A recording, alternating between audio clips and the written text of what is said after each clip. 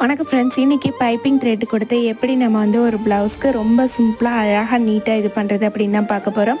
இந்த மாதிரி piping thread நான் எடுத்துக்கிட்டேன். இதை வந்து நம்ம கை பார்டருக்கு, பேக் நெக்குக்கு, ஃப்ரண்ட் நெக்குக்கு இதுக்கு எல்லாமே வந்து கொடுக்க போகிறோம். இது வந்து எல்லா ஏஜ் பீப்புள்ஸுமே வந்து போடலாம். இந்த மாதிரி பார்டர் கொடுத்து போடுறது, பைப்பிங் கொடுத்து ரொம்ப அழகாக இருக்கும் பார்க்குறதுக்கே.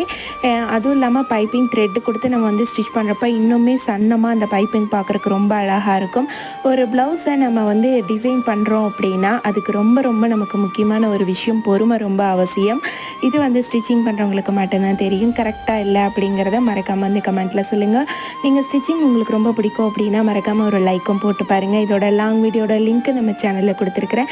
தேவைப்படுறவங்க செக் பண்ணி பாருங்கள். இந்த மாதிரி ஸ்டிச்சிங் சம்மந்தமாக நிறைய விஷயங்கள் தெரிஞ்சுக்கணும் அப்படின்னா மறக்காமல் நீங்கள் நம்ம சேனலை சப்ஸ்கிரைப் பண்ணி என்னைய ஒரு சப்போர்ட் பண்ணுங்கள். எனக்கு ரொம்ப ஒரு மோட்டிவேஷனாக இருக்கும். நெக்ஸ்ட் வீடியோவில் பார்க்கலாம் ஃப்ரெண்ட்ஸ். தேங்க்ஸ் ஃபார் வாட்சிங்.